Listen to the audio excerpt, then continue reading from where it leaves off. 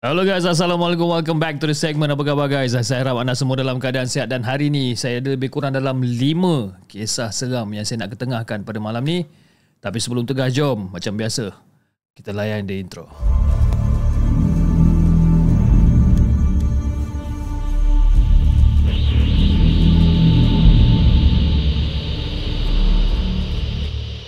Okay, intro pun kita dah layan. Okay, so basically 5 kisah yang saya nak kongsikan kepada anda malam ni. Okay, ada yang pendek, ada yang panjang. Tapi tak apalah, pendek ke panjang ke, kita layan je. Okay, tapi sebelum saya mulakan rancangan saya pada malam ni, kepada anda yang masih lagi belum subscribe, yang masih lagi jadi CCTV tak nak subscribe ni, korang tekan butang subscribe sekarang. Kerana butang subscribe tu percuma, bantulah saya sebab saya nak capai ke 100,000 subscriber. Okay, okay guys, jom kita bacakan kisah kita yang pertama.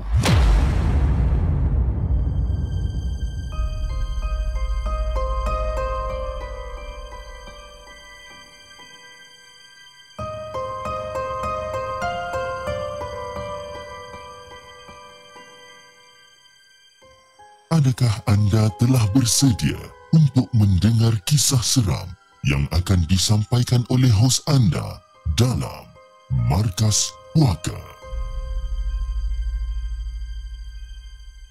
Assalamualaikum kepada Hafiz dan juga kepada semua penonton Markas Puaka. Waalaikumsalam warahmatullahi. Okey Hafiz, kisah yang aku nak ceritakan kali ini berkenaan dengan pengalaman seorang rakan baik yang tinggal serumah dengan aku ketika aku belajar dulu. Jadi Hafiz, cerita ni berlaku awal tahun 2000 kalau tak silap. Masa tu kita orang menyewa sebuah rumah dekat Pekan Keluang, Johor. Jadi menurut pada kata Amar, semua hidup dia ni tak pernah mengalami kejadian-kejadian yang menyeramkan sampailah terjadi pada satu malam ni. Jadi disebabkan pada kejadian tu, dia rasa serik sangat-sangat. Dia rasa serik sangat-sangat untuk pulang sorang-sorang pada waktu tengah-tengah malam. Waktu tu Fiz, Amar masa tu tengok jam tau. Dia tengah tengok jam kat tangan. Jam tak ada. Tak ada jam. Okey, dia tengah tengok jam kat tangan dia. Jam menunjukkan lebih kurang dalam pukul 12.30 tengah malam lah. Jadi dia ni pun berlari anak menuju ke arah perhentian bas yang berhampiran dengan jalan besar ni. Masa dia tengah berlari ni, kadang-kadang terasa juga macam rintik-rintik hujan kan. Mungkin nak hujan kot katanya. Kalau ikutkan tadi, dia dah nak pulang ke rumah awal lah. Tapi disebabkan kakak ipar dia tu beria-ria suruh tunggu sampai kan orang kata selesai makan malam ni, terpaksa lah makan malam kat situ, balik lewat sikit je lah. Tak nak kecilkan hati kakak ipar dia. Dia follow je lah. Jadi lagipun, dia ni bukanlah orang kata selalu sangat ziarah rumah abang dia ni. Jadi dah alang-alang dah sampai tu, biarlah dia habiskan masa lama sedikit kan. Jadi Fiz, bas yang terakhir ni kebiasaannya akan bertolak lebih kurang dalam pukul 12.30 tengah malam ni daripada terminal. Jadi bila dia tengok jam pukul 12.30 tu, dia kata okey, mungkin kejap lagi sampai lah kot ni kan daripada perhentian. Dan sekali lagi, Amar toleh dekat tangan dia ni, sambil-sambil dia tengah toleh dekat tangan dia untuk nak tengok jam ni. Sambil-sambil dia tengah tengok jam ni, sambil-sambil tu dia tengok arah langit juga. Dia tengok, betul dia tengok langit. Mana pula bas ni? Masa dia tengah tengok langit tu Fiz, langit gelap tau. Gelap, bintang satu pun tak ada kan. Jadi dia tengah tengok apa semua, dia baru nak duduk bas yang ditunggu tu pun akhirnya sampai. Jadi macam okey lah, tak payah duduk lah, dia nak naik bas lah. Jadi dia pun naik bas dan bila dia dah bayar tambang bas tu, dia pun terus pergi duduk dekat tempat dekat dalam bas tu, dekat barisan tengah. Jadi masa dia tengah duduk dekat tengah ni, dia pun toleh lah kiri, dia toleh kanan kan, toleh ke belakang kan. Nampak kosong bas ni. Nampak kosong, tak ada penumpang lain. Tapi bila dia menoleh buat kali yang kedua, second time dia toleh buat kali yang kedua ni, dekat bahagian belakang ni, dia ternampak ada seorang wanita dengan anak dia yang berusia lebih kurang dalam 8 ke 10 tahun macam tu, tengah duduk dekat belakang sambil-sambil memandang keluar tingkap. Jadi si Amar ni pun rasa macam, wah okey lah, sebab yelah ada orang kan. Finally ada orang. Kira macam okey lah, lega lah, tak adalah dia seseram sangat. Jadi bas tu pun jalan. Bila bas tu pun jalan, hujan kat luar tu makin lama makin lebat. Makin lama makin lebat. Kan? Mula-mula bas tu macam bawa laju lah. Kan? Tapi bila dah hujan lebat tu, bas tu dah makin lama makin perlahan. Mungkin yalah, takut jalan licin dan sebagainya kan. Takut terbabas. Kan? Pemandangan bas ni pun macam agak terhad jugalah ni. Jadi si Amar ni pun masih lagi pandang kat luar tingkap. Tapi si Amar ni bukannya nampak apa-apa pun dekat luar tingkap tu sebabkan hujan lebat ni. Kan? Apa yang Amar nampak dekat luar tingkap tu, deretan pokok-pokok kelapa sawit daripada ladang yang berhampiran dekat situ. Jadi sekali lagi Amar toleh ke belakang. Dia toleh ke belakang dan dia tengoklah perempuan yang duduk dengan anak dia ni. Dia toleh ke belakang. Dan masa dia toleh ke belakang, si Amar ni sempatlah lemparkan senyuman lah dekat perempuan ni kan. Diorang ni bertentang mata ni, dia macam senyum tu kan. Tapi senyuman dia ni tak berbalas tau. Tapi perempuan tu pandang je muka si Amar ni kan? Dan masa perempuan ni pandang je muka si Amar ni dah mula rasa tak selesa kan? Tu kulat-kulat si Amar ni telan air liur dia kan? Telan air liur dia. Tak adalah, bukannya apa bis. Risau jugalah kalau katakan perempuan tu salah sangka kan? Jadi anak perempuan ni yang berada dekat sebelah perempuan tu juga pandang tajam dekat si Amar ni. Jadi Amar ni dah rasa tak selesa lah. Jadi si Amar ni pun bangun, teruslah pergi duduk dekat kursi yang berada dekat belakang pemandu ni. Okay? Belakang pemandu ni ada satu kursi kosong. Si Amar bangun duduk kat situ. Jadi masa dia tengah duduk kat situ, betul Amar ni pun macam sajalah nak bual-bual kosong dengan pemandu bas. Bang, lebat betul malam ni bang Yelah, dah lama tak hujan ni, sekali-sekala turun memang lebat. Jawab pemandu tu lah. Lepas tu pemandu tu pun cakap lagi, saya ni kalau ikutkan hati saya ni dek, malas nak jalan ni trip ni tadi. Tapi kesian pula siapa yang tunggu last trip ni tadi. Nanti kan tak pasal-pasal kena naik teksi pula. Itulah bang kan, betul tak bang? Kalau abang tak jalan tadi, tak tahulah macam mana saya nak balik bang. Esok pagi ada kelas pula bang, jahanam saya bang. Itulah. Tapi trip malam macam ni memang tak ramai penumpang kan. Kadang-kadang tu buat minyak je. Tengok ni bas aku ni sikit punya besar ni, kau seorang je penumpang. Tak rugi ke syarikat? Bang, apa pula saya seorang je bang? Abang ni kira nasib baik tau. Tu dekat belakang tu ada kakak duduk dengan anak dekat belakang. Dia tu pun tunggu last trip tu. Jadi masa pemandu bas tu dengar si Amar je kat sini, pemandu bas ni terus pandang cermin pandang belakang tu, ada pandang. Kakak? Kakak mana pula yang kau cakap ni? Jadi bila pemandu bas tu tanya, si Amar ni pun toleh. Bila dia toleh,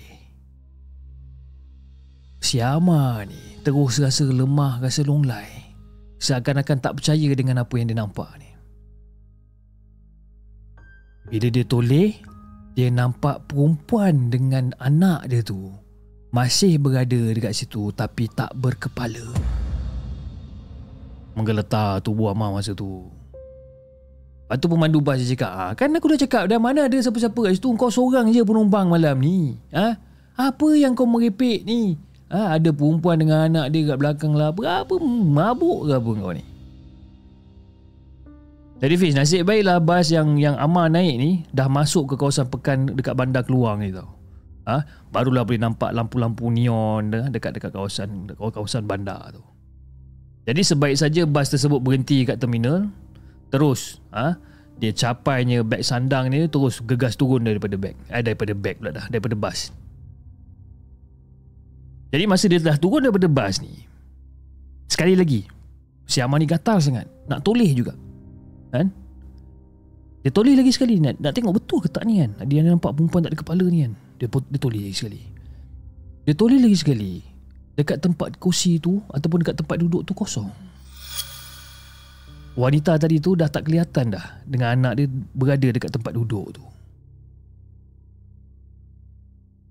Lepas tu si Amar ni pun sebelum dia gerak, dia pun beritahu dekat abang, abang, kalau saya nak bagi tahu abang satu perkara ni, abang jangan terkejut tau.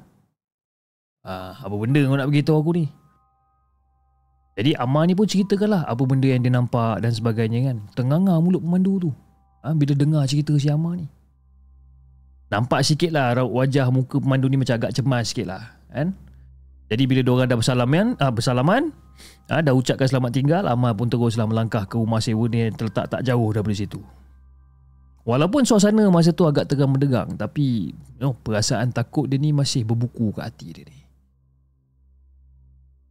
Mungkin pada waktu yang sama, dia takut kalau terjumpa lagi benda-benda macam ni. Kan? Pada waktu yang sama, cuma tak tahulah pada bila dan juga kepada ketikanya kan. Entah esok, lusa, wallahualam. Jadi itulah Hafiz kisah yang aku nak ceritakan dengan Hafiz dan juga kepada semua penonton Markas Puaka. Assalamualaikum.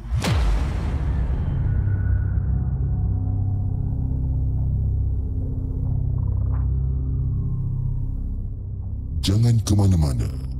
Kami akan kembali selepas ini dengan lebih banyak kisah seram. Kisah yang pertama, kisah yang dihantarkan oleh Saminah Minah. Saminah Minah. Saminah Minah waka waka Nama Saminah Minah. Okey, terima kasih di atas satu perkongsian yang menarik berkenaan dengan penumpang tanpa kepala. Okey, alright, jom kita bacakan kisah kita yang seterusnya. Kisah yang kedua, kisah yang dihantarkan oleh Puan Ruzita. Assalamualaikum kepada Hafiz dan juga kepada semua penonton Markas Puaka. Waalaikumsalam warahmatullahi. Okey Hafiz, kisah ni berlaku 12 tahun yang lepas tau. Masa tu saya sebenarnya baru je keluar daripada hospital disebabkan menjalani pembenahan pembuangan rahim kerana rahim saya kanser, berkanser. Dan saya ni mempunyai 2 orang anak pada waktu tu. Jadi disebabkan saya ni tak cukup kuat untuk menjaga anak perempuan saya yang berumur 2 tahun ni, jadi saya dan suami ambil keputusan untuk hantar anak saya tu ke kampung di Simpang Renggam. Anak sulung saya lelaki 7 tahun, saya tak hantar dia balik ke kampung disebabkan dia dah boleh urus diri dia dengan sendiri, dia dah boleh tolong saya kan. Jadi pada malam kedua ataupun malam ketiga macam tu, lepas keluar daripada hospital ni, saya hantar ibu dan juga anak saya yang berada di hospital juga pada ketika tu lebih kurang dalam pukul 8 malam. Jadi bila sampai je dekat kampung Fiz, lepas hantar dekat sana, duduklah kejap-kejap borak-borak dengan ahli keluarga yang lain. Tengah borak-borak sembang-sembang, sedar-sedar dah pukul 1 pagi. Jadi lebih kurang dalam pukul 1.30 pagi tu kami gerak balik ke JB disebabkan suami ada urusan hal kerja dia pada awal pagi esoknya tu. Dan pada waktu tu kita orang menggunakan highway lah, lembu raya. Dan suasana pada malam tu Fiz, dia macam agak lengang sikit. Kereta kami sebuah aja kat situ. Kalau ada pun agak jauh kat belakang lah. Tapi yang peliknya pada malam tu, saya ni langsung macam tak berminat nak buka siaran Ria Singapore MJ12 ni ataupun Misteri Jam 12 ni. Sebab kenapa tau? Rancangan tu adalah rancangan kegemaran saya dan tengah hot pada waktu tu. Tapi saya tak ada mood lah nak dengar MJ12 ni. Jadi masa dekat highway tu memang senyap je lah dalam kereta. Diam aja. Jadi ketika dah nak sampai dekat persimpangan Susur turun ke Kulai ni, tiba-tiba saya baru perasan yang ada benda putih berdiri betul-betul dekat bawah lampu pertama sebelum turun Susur tu. Dan sebelum turun tu, nampak ada benda putih berdiri kat situ. Dan benda tu yang menyebabkan darah saya ni tiba-tiba berderau tiba-tiba ni. Jadi bila kereta kami betul-betul hampir dengan benda tu, benda tu tiba-tiba terbang melintas dekat depan kereta kita orang ni. Dan melintas macam mana Bin? Bagi gambaran benda tu melintas, nampak macam kain putih besar yang melintas tau. Jadi pada waktu tu badan saya ni dah menggigil lah ni. Dah menggigil, teringat pula daripada dalam keadaan yang tak bersih ni kan. Mungkin rasa tak sedap rasa hati ni. Saya pun tak tahulah suami saya nampak ke tak ataupun itu khayalan saya je. Saya pun tengok suami saya, suami saya pun tengok saya. Dia tengok saya diam aja. Saya pula terus buka ayat-ayat Quran dekat handphone saya ni. Sambil-sambil tu saya baca Al-Fatihah dekat dalam hati. Tapi yang peliknya, saya langsung tak bertanyakan pada suami apa benda yang saya nampak, sama ada dia nampak ke tak. Saya tak tanya kepada dia. Dan secara tiba-tiba, anak lelaki saya yang berada dekat seat belakang ni, yang umur 7 tahun ni, tiba-tiba panggil saya, Ibu. Ibu. Ibu. Dah anak saya dah panggil. Kan? Tapi yang pelik tu, dia tak nak cakap apa-apa tau. Dia panggil ibu je. Tapi yang saya perasan, dia makin lama makin duduk rapat ke depan. Jadi saya diamkan je lah. Dan bila dah sampai dekat rumah, barulah saya bertanya pada suami, ada nampak tak benda-benda apa yang saya nampak dekat highway tu? Apa yang suami saya cakap? Dah lah yang, tak payahlah fikir apa-apa dah, burung kot tu. Suami saya cakap burung agaknya. Dan secara tiba-tiba anak lelaki saya tadi tu terus menyampuk, Ibu, tadi lepas benda putih tadi tu terbang, ada burung besar duduk dekat bonet kereta kat bahagian belakang. Patutlah dia panggil saya tadi dalam kereta. Tapi langsung tak cakap apa-apa. Jadi Fiz, sebenarnya memang betul lah apa benda yang saya nampak tu. Semua dekat dalam kereta saya nampak. Saya nampak, suami saya nampak, anak saya nampak.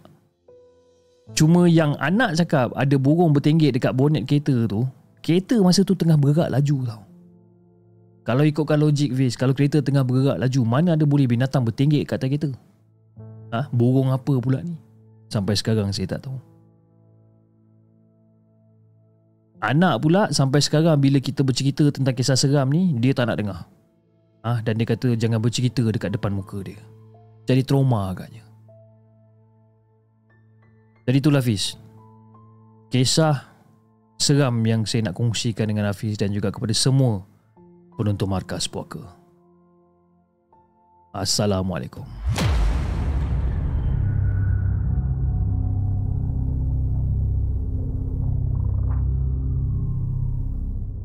Jangan ke mana-mana. Kami akan kembali selepas ini dengan lebih banyak kisah seram. Kisah yang kedua, kisah yang dikongsikan oleh Puan Rosita, penunggu exit Kulai. Yang ni seram cerita dia. Saya masa bercerita tentang kisah ni, dia macam orang kata apa, mengemang-gemang lah kan. Tapi saya kontrol acur kan. Kita kena kontrol Kalau orang tengok saya tiba-tiba takut mengemang bagai itu ini kan, nanti orang marah. Orang marah kan, nanti orang mengata, tak maulah macam tu. Tapi seram, cerita ni seram. Terima kasih Puan Rosita dan saya harap Puan Rosita dalam keadaan sihat Sebab Puan Rosita pun cakap tadi kan kena kanser rahim dan sebagainya. Jadi saya harap Puan Rosita dalam keadaan sihat lah, insyaAllah. Okey, jom kita dengarkan kisah kita yang seterusnya. Kisah yang ketiga yang dikongsikan oleh Azimah. Jom kita dengarkan.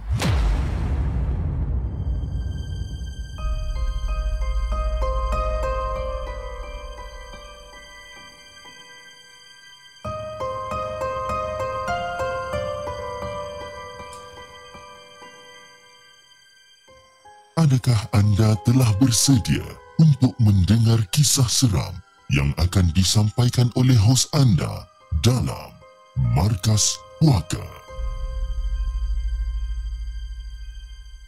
Assalamualaikum kepada semua penonton-penonton The Segment. Waalaikumsalam warahmatullahi. Kisah ini kisah benar yang diceritakan oleh kawan Cina yang dah lama aku kenal sebenarnya.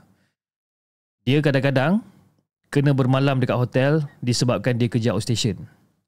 Jadi nama dia, aku bagikan nama dia sebagai Wheeling lah nama dia. Datang ke Johor Bahru dengan kawan sejawat dia Nana. Kerana ada meeting yang penting yang harus mereka hadir dekat bahagian sana.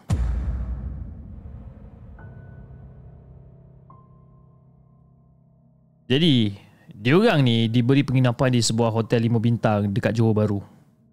Jadi Wheeling ni lebih suka tinggal berasingan kan? Jadi disebabkan tu mereka diberikan bilik berlainan. Lagipun malam tu dia kena menyiapkan paperwork yang akan dibentangkan pada mesyuarat pada pagi keesokan harinya tu. Jadi setelah mendapat kunci, mereka pun naik ke atas lah. Diorang naik ke atas. Jadi Wheeling dengan kawan dia Nana ni diberi bilik yang berhampiran dengan dengan bilik masing-masing untuk memudahkan mereka keluar sama-sama pada pagi esoknya tu. Jadi bila sampai je dekat dalam bilik, Wheeling tanggalkan kasut dia dan terus baring dekat atas katil. penat sangat disebabkan 5 jam memandu daripada KL ni. Baring kat atas katil, tak sampai beberapa minit dia terus gone, terus tertidur. Setelah 2 jam selepas tu, Wee Ling tersedar daripada bangun dia tu, daripada tidur dia tu. Itu pun disebabkan pintu diketuk oleh seseorang. Jadi pada waktu tu pun hari makin gelap ni Fiz, kan? Jadi si Wee Ling ni pun tunggu buka pintu dia dengan orang butang tok tok tok tok tok tok. Tunggu kejap. Si Wee Ling ni pun bangun. Bangun dia jalan dekat pintu, dia pun buka. Nana, kenapa Nana? Lepas tu Nana pun cakap lah, jomlah keluar makan. Dinner, lapar lah. Dah pukul 8 Nana, sorry Nana, I tertidur tadi Nana, penat sangat lah. Ya, I pergi siap dulu Nanti I dah siap, I pergi bilik you, okay? Jadi si Nana ni pun cakap okey lah. Jadi pada malam tu pun diorang pun keluar lah pergi makan dekat kafe hotel. Diorang malas nak keluar, diorang pergi makan kat kafe hotel je. Jadi lepas diorang dah habis makan, diorang bersembang apa semua dan diorang pun naiklah ke bilik masing-masing. Tapi Fiz, masa dekat meja hotel tu, Wee Ling mengeluarkan laptop dia lah. Dia keluarkan laptop dia dan mula untuk type paperwork dia. Masa tu dekat dalam bilik tu lah. Jadi masa dia tengah type dekat laptop tu, lebih kurang dalam setengah jam menghadap laptop dia ni, dia dengar bunyi bising dekat atas bilik dia ni. Dekat dalam bilik dia ni. Dekat dalam bilik ni, dia terdengar bunyi bising. Terdengar bunyi bising seolah-olah macam ada ramai orang tengah berparti dekat tingkat atas. Dia dengar tau. Bunyi muzik yang bingit, yang kuat, kan? Dan dia tengok jam, masa tu jam dalam pukul 12 malam. Jadi si Wee Ling dia jadi geram lah. Dia dah jadi bengang. Siapa pula tengah parti kat atas ni? Dan selepas pada tu, dia terdengar bunyi gergaji mesin tau. Macam dia dengar bunyi benda ni. Siapa pula yang menginap bilik atas ni? Takkan bawa chainsaw pula? Jadi si Wee Ling ni jadi bertambah stres. Dia tak dapat nak siapkan kerja dia dengan senang. Jadi dia terasa nak pergi naik atas, tapi bukan macam malas pun dia juga. Jadi dia pun mengambil keputusan untuk telefon dan merakam bunyi bising tu sebagai bukti. Dan dia merakam beberapa kali lah. Dan dia akan mengadukan bunyi bising ni kepada pihak hotel pada keesokan paginya tu. Jadi Fiz, walaupun macam-macam bunyi mengganggu si Wee Ling ni, dia kena siapkan kerja ni tau. Sebabkan apa? Besok ada presentation paperwork dan sebagainya ni. Dia dah tak ada masa nak layan benda-benda macam ni. Dan secara tiba-tiba terdengar ada pintu dia kena ketuk. Tak tak tak tak tak. Mula-mula si Wee Ling ni buat tak tahu, dia buat je kerja dia kan. Tak tak tak tak tak. Tak tak tak tak tak tak tak tak. Dia bengang lah. Lepas tu dia dengar nama dia kena panggil. Wee Ling. Nana ke tu? Ya, cepatlah buka pintu. Jadi si Wee Ling ni macam okey lah. Dia letak laptop dia kat situ. Dia pun terus bangun, terus pergi buka pintu. Dia buka. Lah, ingatkan siapa tadi? Kenapa tak tidur lagi? I tak boleh tidur lah Wee Ling. Kawan dia cakap macam ni. Nana, kenapa muka you pucat je ni You sakit ke Nana? Wee Ling, boleh I tidur kat sini tak? Nana, kenapa ni Nana? Selalu you tidur sorang-sorang okey je. Kenapa malam ni you nak tidur sini pula? I takutlah tinggal sorang-sorang. Ada macam-macam bunyi lah dekat tingkat atas ni. Lepas tu kenapa? Lepas tu kenapa? Lepas tu ada suara bisik dekat telinga I. Suruh baring dekat katil untuk masa nak lelapkan mata. Dia panggil nama I. Tapi suara tu sama macam suara you tau Wee Ling. Nana, you jangan main-main Nana. Suara tu macam mana? Dia cakap apa? Suara tu cakap, Nana, tolong saya. Tolong saya Nana.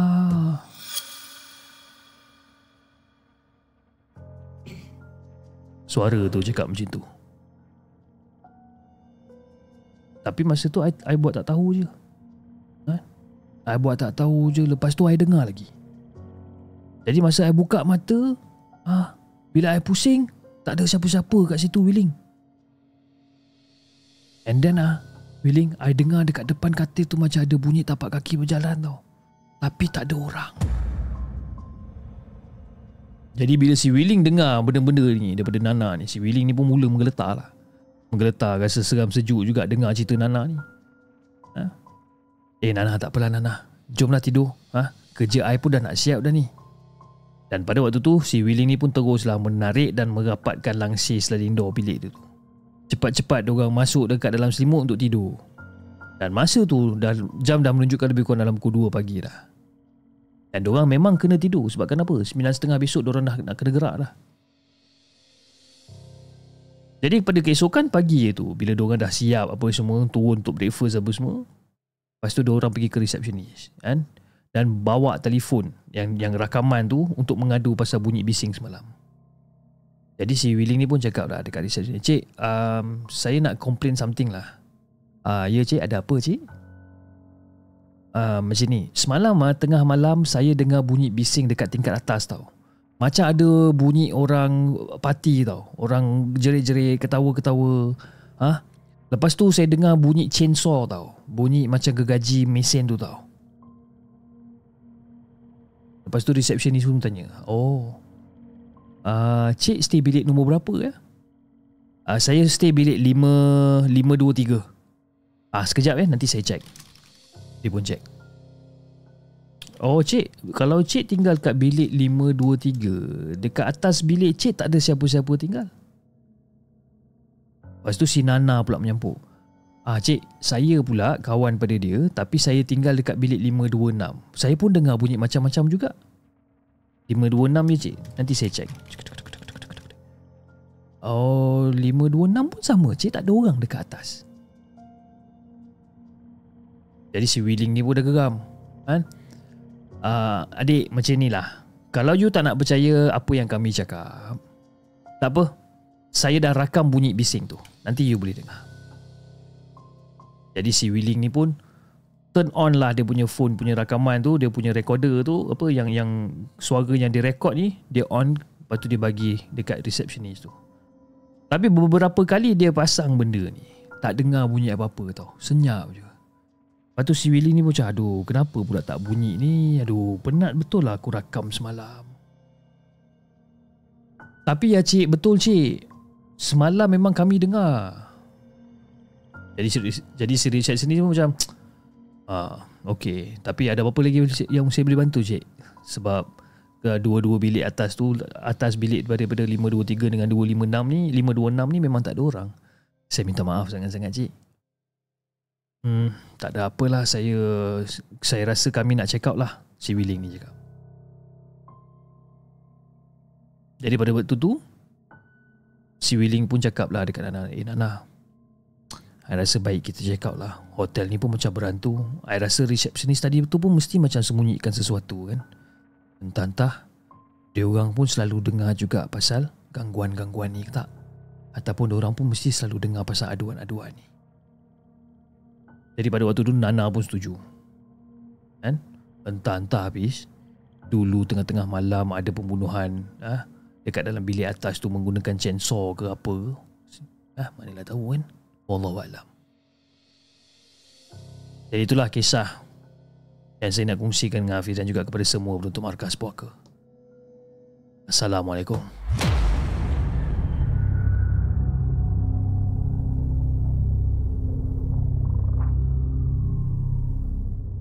Jangan ke mana-mana. Kami akan kembali selepas ini dengan lebih banyak kisah seram. Kisah yang ketiga yang dikongsikan di Azimah Hotel 5 Bintang Johor Bahru. Penonton-penonton ataupun followers The Segment Markas Puaka yang mana yang tinggal di Johor Bahru, okey, berapa banyak hotel 5 bintang yang kita ada dekat kawasan Johor Bahru, okey, dan mungkin anda boleh kongsikan nama hotel tersebut, sebab saya walaupun saya anak jati Johor IC 01, tapi saya tak tahu hotel 5 bintang mana yang dimaksudkan ni kan. Saya masih keliru kan, saya masih tertanya-tanya kan, berapa banyak 5-star hotel yang ada dekat Johor dan hotel yang mana. Clue-clue yang diberikan pun macam agak besar juga kan. Bilik 526 kan, 523 kan. Macam komen di ruangan komen. Okey. Kita bacakan kisah kita yang seterusnya. Kisah yang agak panjang. Kisah yang seterusnya. Kisah yang dikongsikan oleh... Apa punya nama dia bagi ni? Kejap Kisah yang dikongsikan oleh AADD. AADD. Kan? Jom kita dengarkan.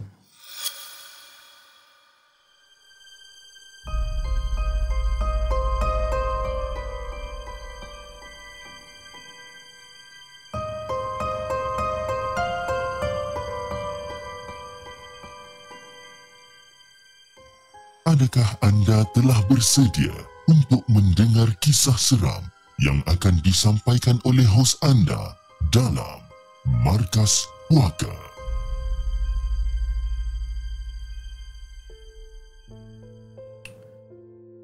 Sebenarnya, keriuhan pagi itu membuatkan aku terjaga daripada tidur.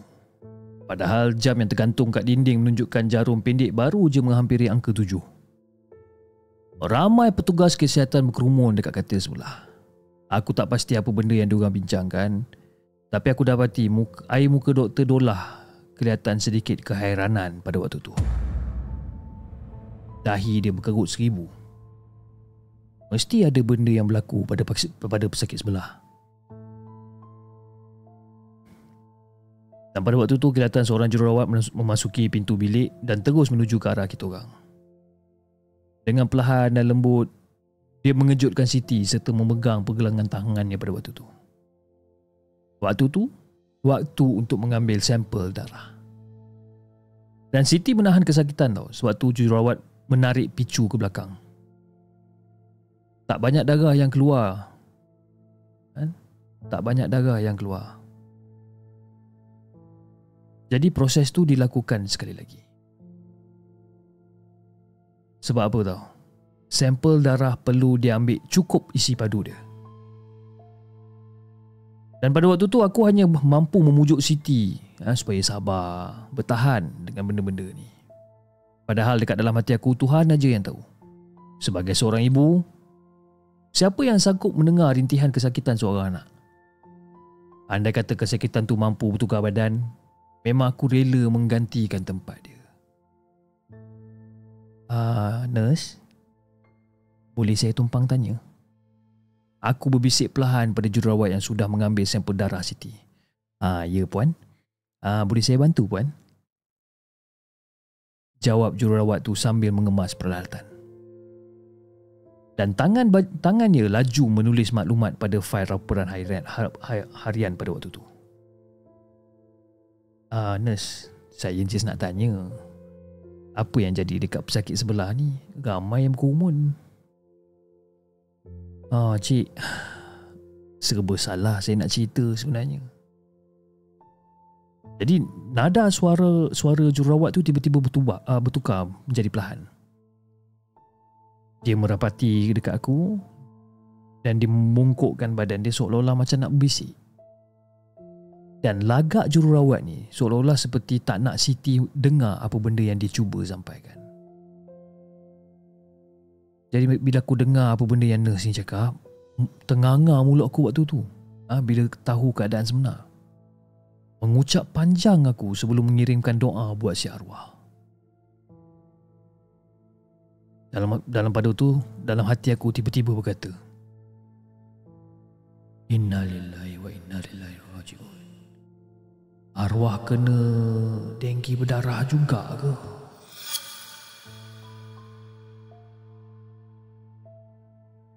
Jadi pada waktu tu perasaan ingin tahu aku ni membuak-buak. Risau nasib yang sama akan berlaku pada anak aku yang tercinta ni.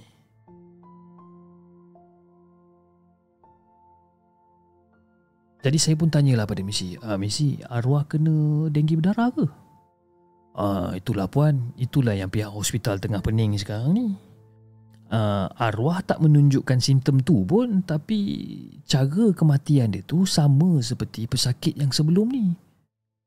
Kering mayat dia ni. Kering? Maksud nurse? Saya minta maaf puan. Saya kena hantar sampel darah ni cepat-cepat dekat Makmal. Nantilah kita bersembang lagi ya. Dan terkulat-kulat aku tengok jururawat tadi berlalu pergi macam tu, tanpa menjawab soalan aku. Menyesal pula rasanya bila aku tanya dia. Bukannya dapat jawapan pun, bertambah soalan lagi dalam kepala otak aku je lah. Jadi bila aku tengok balik dekat katil sebelah, kerumunan petugas-petugas kesihatan tadi pun makin lama makin beransur kurang. Dan aku dapati Dr. Dolah dan juga pembantu dia sedang menuju ke arah katil kita orang. Selamat pagi puan. Saya Dr. Dolah. Puan, macam mana dengan keadaan Siti puan? Waalaikumsalam doktor. Sama je macam semalam doktor. Badan dia tetap panas. Selera makan minum dia pun tak ada. Tak apa puan. Kita akan tunggu laporan makmal dulu. Dan saya perlu analisis dia punya FBC Siti ni. Jadi sementara tu, seperti yang saya pesan semalam, elakkan perkara yang boleh menyebabkan pendarahan luaran.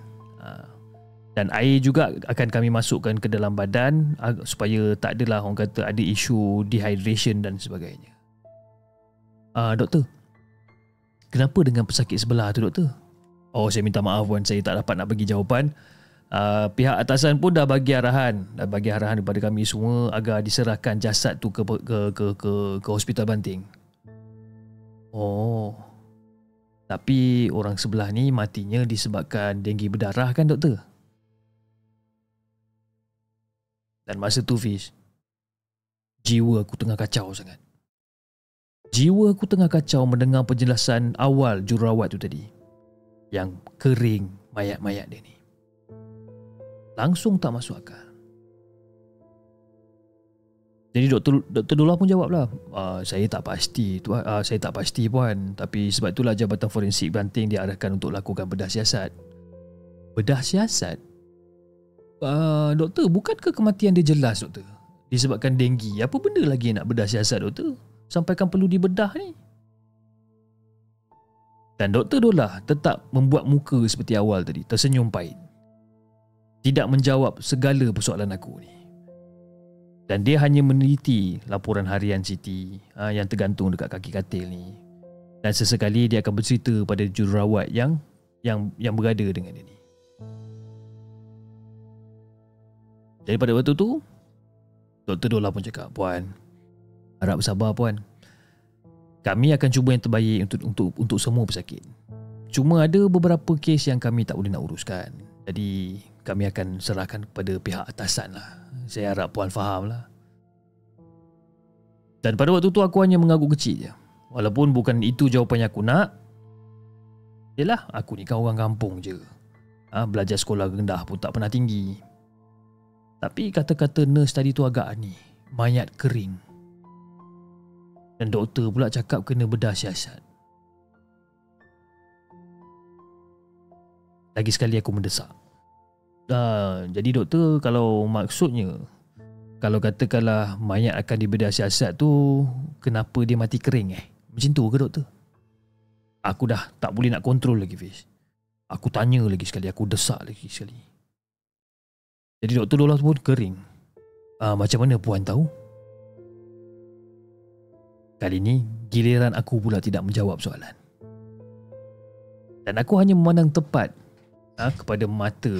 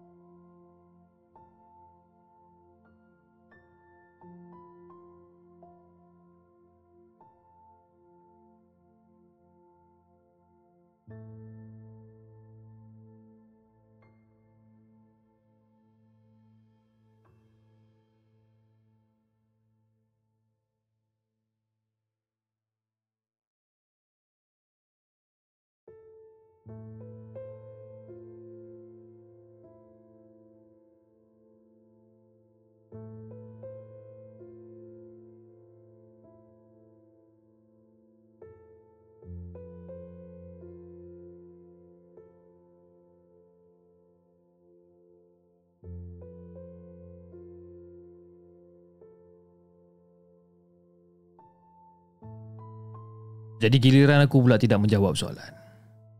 Aku hanya memandang tepat ke dalam dua biji mata dia, tanpa kedipan masing-masing memandang menunggu jawapan yang sepatutnya. Doktor, ada panggilan dekat blok depan, doktor. Datang seorang jururawat mencelah kebuntuan kita orang ni.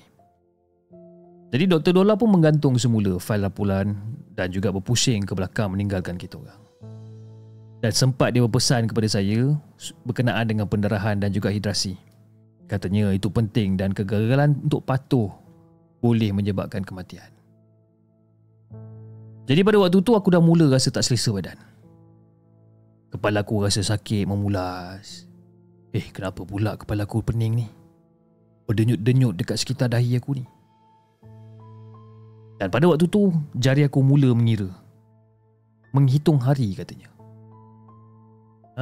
Kelang kabut pada waktu tu aku buka beg pakaian. Habis meraba semua, aku cari semua tak jumpa.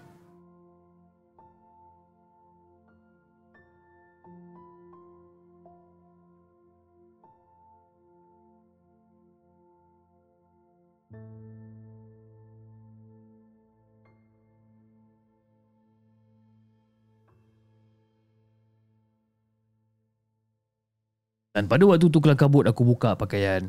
Habis aku mencari meraba, semua masih tak jumpa. Sudah. Apa aku tak bawa benda ni?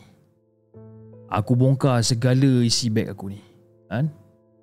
Aku cari benda ni. Perut aku semakin sakit. Kepala aku makin berdenyut kuat. Ini kalau meleleh ni mana aku nak letak muka ni? Kenapa puan? Tiba-tiba datang seorang jururawat yang bertugas menyapa aku perlahan.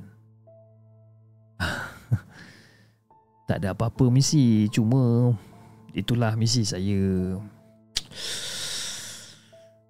Saya datang bulan. Tuala atau pet lupa nak bawa. Kelang kabut semalam nak ke sini agaknya. Macam tu ke puan? Puan jangan risau puan. Puan pakai saja yang saya punya. Tersenyum jururawat tu menawarkan bantuan.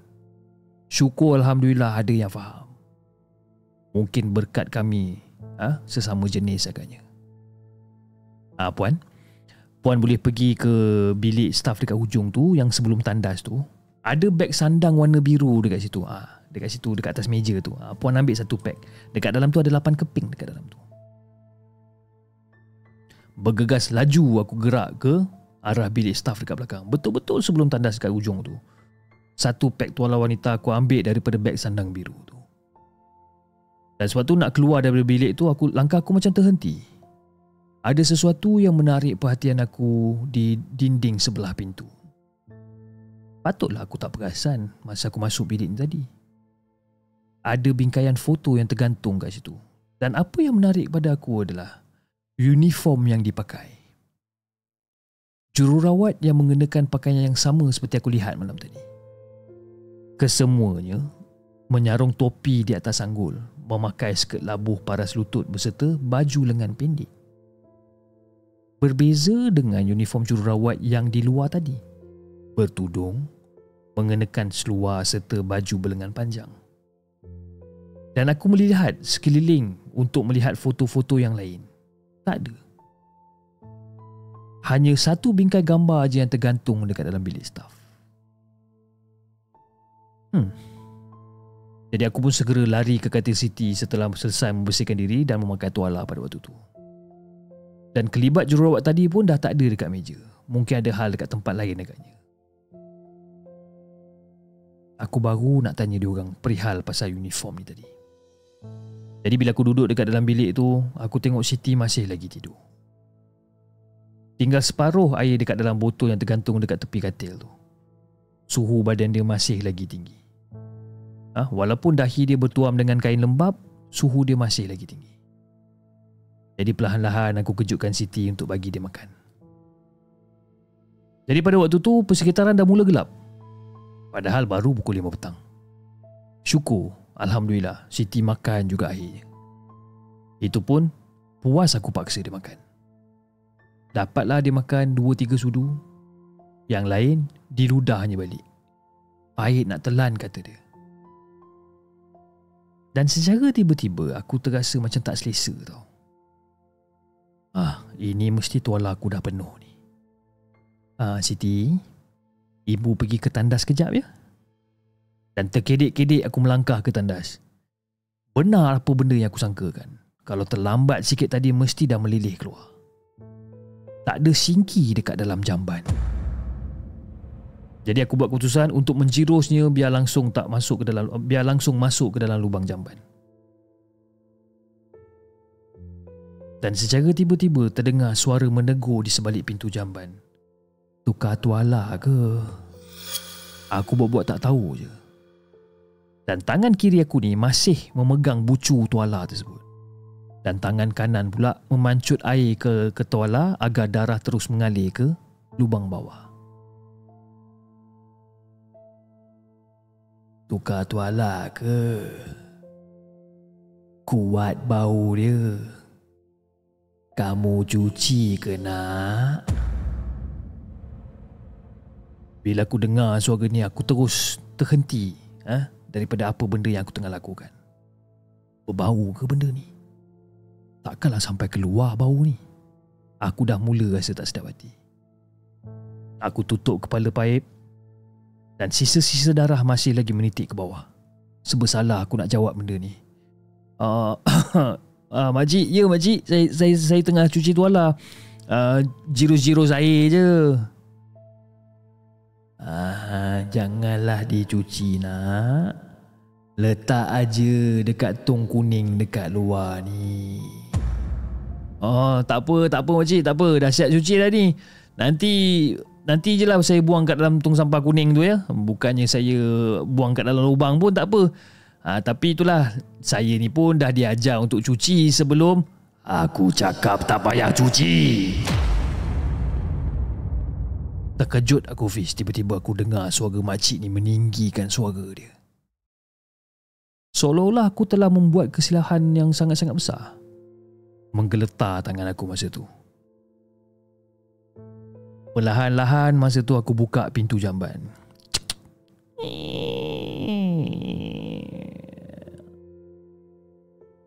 Aku tengok keliling masa tu. Aku mencari empunya suara yang menengking aku tadi. Tak ada. Langsung tak ada orang. Yang ada hanya tong kuning dekat tepi pintu tandas.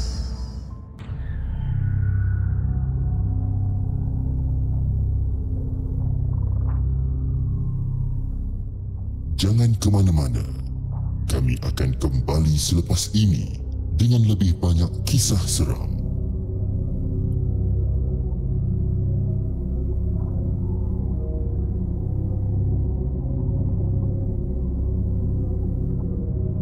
Okey guys, itu kisah yang keempat, AADD. Jangan cuci. Saya minta maaf guys, sebabkan tadi terdapat sedikit technical issue Technical issue, tiba-tiba suara tak keluar, lepas tu dengan bunyi pintu bilik dan sebagainya. Saya minta maaf sangat-sangat. Tapi itulah biasalah bila kita, tak kira lah bila kita buat rakaman ke, bila kita buat live show ke, kesalahan ataupun kesilapan teknikal dan juga gangguan-gangguan kecil ni tetap ada. Tapi kita teruskan je lah insyaAllah. Okey, terima kasih kepada anda semua yang masih lagi setia menonton rancangan Markas Puaka pada hari ini. Dan jom, sebelum saya membacakan kisah kita yang terakhir, saya ingin mengucapkan ribuan terima kasih juga kepada anda yang telah menyumbang melalui super sticker, super chat dan juga TikTok gift pada malam ni. Dan moga anda semua dimurahkan rezeki dan dipermudahkan segala urusan anda ya. Okey, jom kita bacakan kisah kita yang terakhir pada malam ni. Kisah yang dikongsikan oleh siapa nama dia? Kejap panjang cerita tadi best Kisah yang kelima, kisah yang dikongsikan oleh Kak Zaini. Jom kita dengarkan.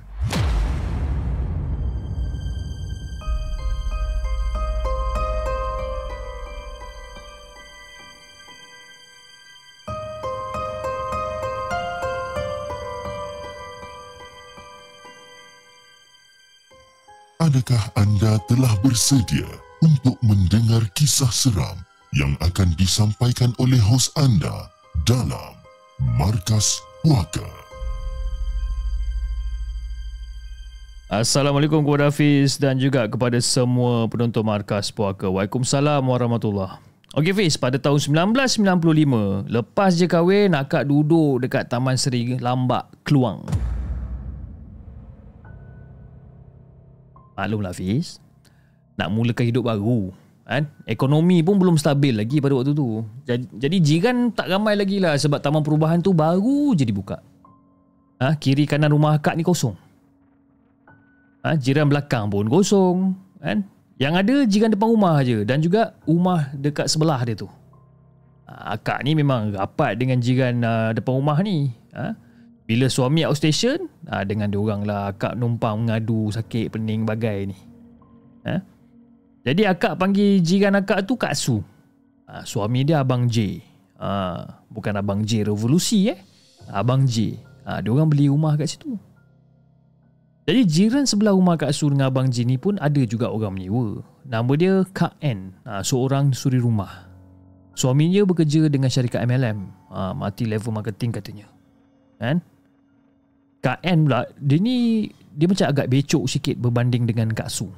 Kan? Kalau berjumpa dan berbual ni, topiknya tak ada lain. Kisah orang dengki dia lah, orang bomohkan dia lah, orang sihirkan dia lah. Akak masa tu bila dengar, akak jadi tukang dengar je lah. Bak kata orang Jawa, enggihkan aja apa yang dia ceritakan Kak N. Kan? Dan tak lama lepas tu, suami Kak N ni selalu sakit-sakit. Jadi Kak N ni ambil keputusan untuk berpindah balik ke rumah orang tua dia orang ni. Kan? Jadi rumah Kak N tu ditinggalkan kosong.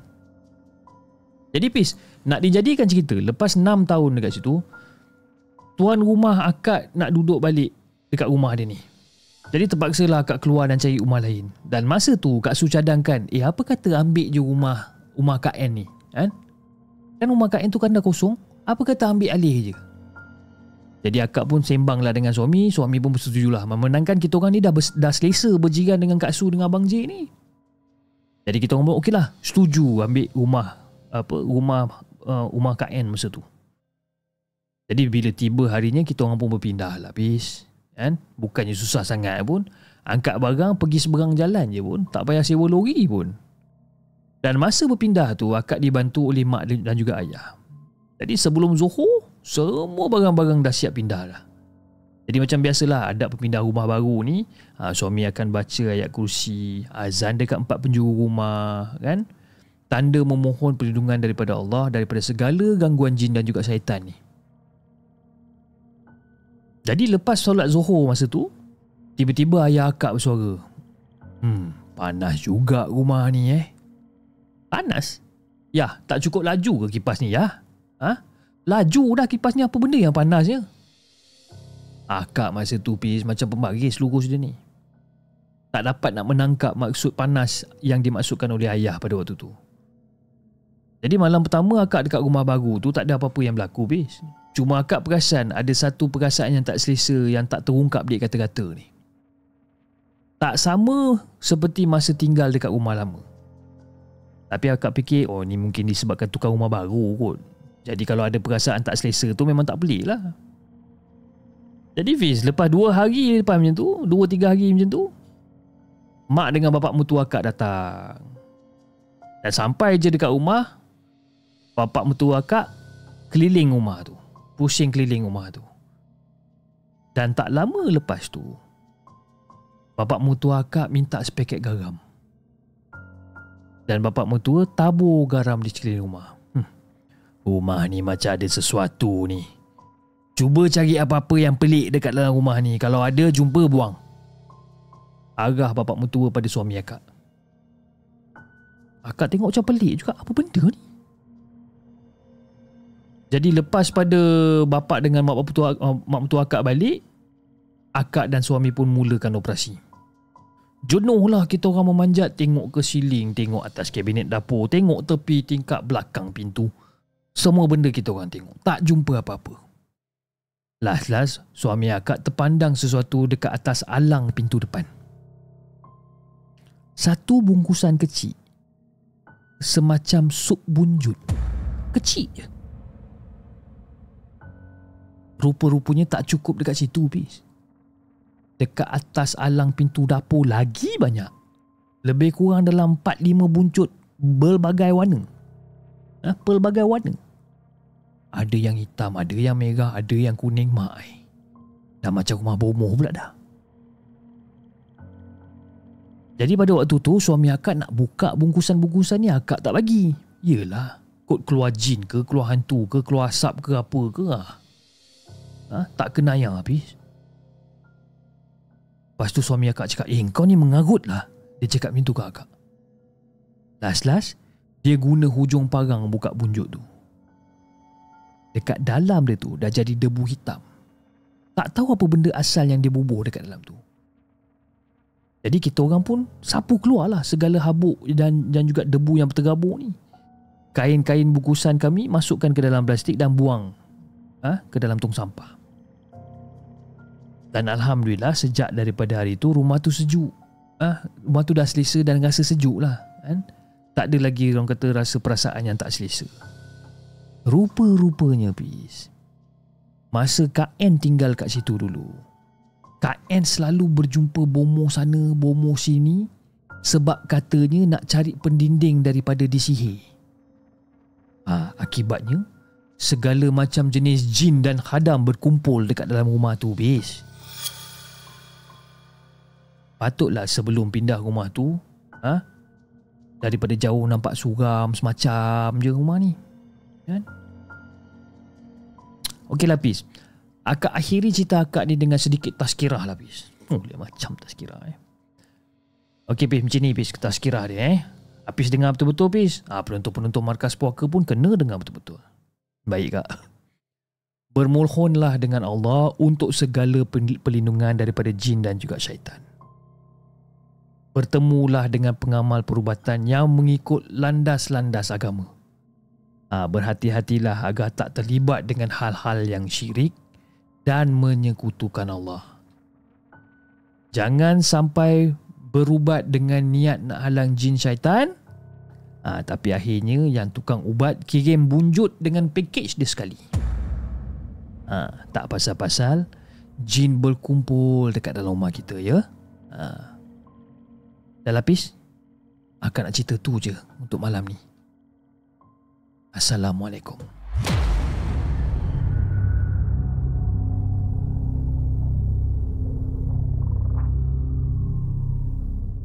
Jangan ke mana-mana. Kami akan kembali selepas ini dengan lebih banyak kisah seram. Okey guys, itu dia kisah yang terakhir, kisah yang dikongsikan oleh Kak Zaini dengan kisah dia berjodoh Rumah Sewa Panas. Siapa pernah mengalami rumah sewa panas sebelum ni? Ataupun yang mana yang duduk di rumah sewa tapi rumah sewa tu ataupun rumah sendiri rasa macam kurang selesa, mungkin kita kena check something lah. Okey guys, saya rasa itu saja untuk malam ni. Kita pun dah spend time lebih kurang dalam almost 1 jam dah. Dan insyaAllah kita akan berjumpa di lain hari dengan lebih banyak kisah-kisah seram yang kita nak ketengahkan. Jangan lupa like, share dan subscribe channel The Segment. Dan insyaAllah kita akan jumpa lagi on the next coming episode. Assalamualaikum.